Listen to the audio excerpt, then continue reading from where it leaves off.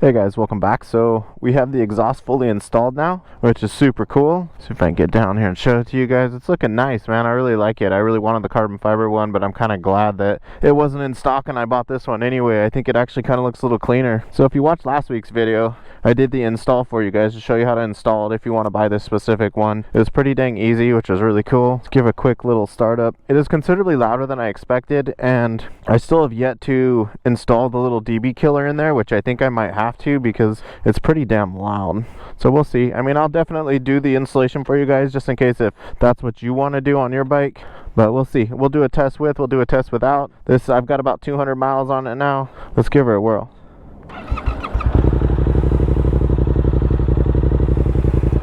So the idle is not too bad, but a little short burst, she's freaking loud, man. So we'll see. Let's get out, let's get on some impressions of it and see if you guys can get good enough audio here through this GoPro.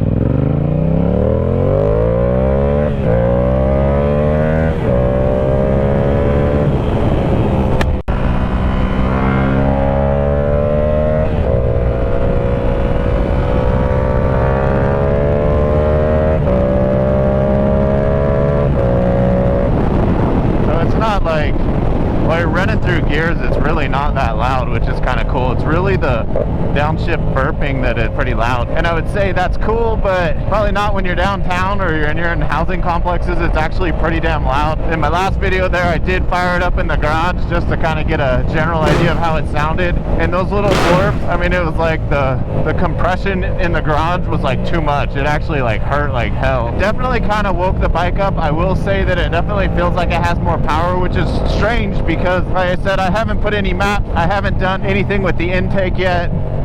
I know there's a couple of things I could do with the intake, and I still got to kind of research some power commanders or look into possibly taking it in and getting it done. Like, I know I have a dyno. There's a place that does it. I think it's about an hour south, so I might consider that. Like I said, I'll do the research on what I want to do and then come up with whether or not I go get it dynoed so you guys can actually see numbers, or go with the power commander and do it that way. Hell, it might even be worth paying for a dyno after the power commander and letting them check it out too. So I don't know, we'll see what we'll do. That's coming up, but I'd say overall I like it. I like the sound.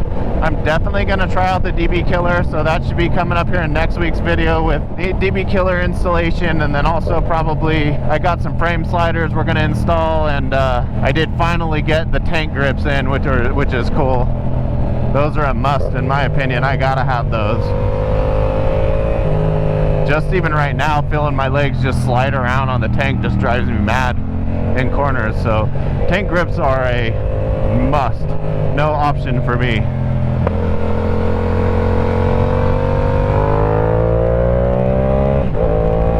And then another thing I was thinking about doing is, I know that it's not essentially that practical for me to get a quick shifter, but I do think it would be kind of cool to, if you guys are interested in it, to get it and kind of show you the installation process of it, as well as do a quick test and then show you guys exactly what it's like having a quick shifter, because I've had them before. I had it on my Ducati Supersport S. It was not the greatest, and I haven't heard a lot of good things about the one that comes from Yamaha for this R7. But I think a lot of that has to do with people not understanding when it should be used, essentially. It's better than quick shifting your bike, for sure. But you gotta really be on the throttle to use it. You can't be going low speeds. You can't be at low RPM thinking, oh, I never have to use the clutch again. You have to use the clutch at low speeds, even with a quick shifter. So that might be something cool. If you guys are interested in that, let me know. Put a comment down.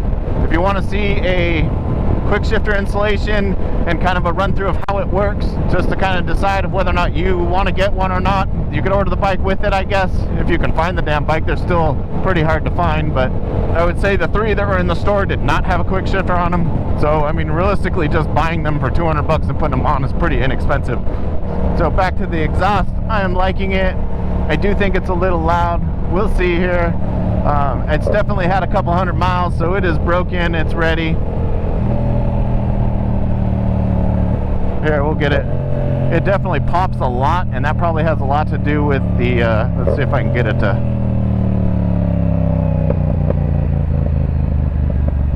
while lugging, I guess, at low speeds, it'll pop on you.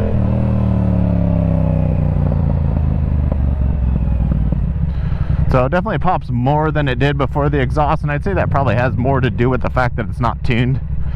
So we'll go ahead and stop here. We'll get a quick little sound test for the exhaust for you guys. I'll get out the real camera with a microphone and see if we can get a good little run up of it.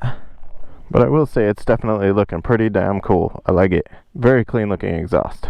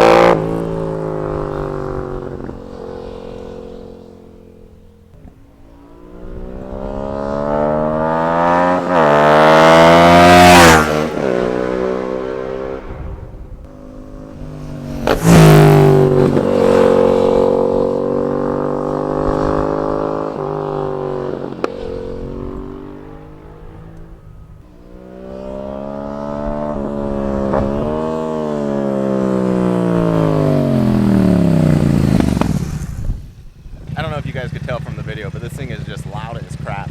It does sound good. I'm not gonna say it's bad. It's just really damn loud. So we'll see next week. We'll get the DB killer on it and see if it's still good enough to run with that in. But I know that this thing would definitely attract some serious attention.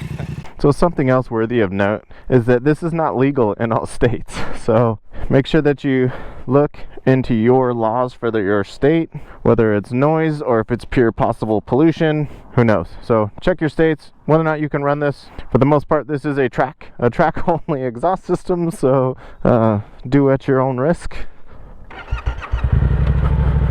Alright, so that about does it, guys. Hopefully you enjoyed the new exhaust on the bike. If you want to see the installation, I'll put the link for the video here. That was last week's video. First impressions, no DB. It's a little loud. I still like it. I would rather have it than not, for sure. And we'll see you next week for the DB test and a few other things.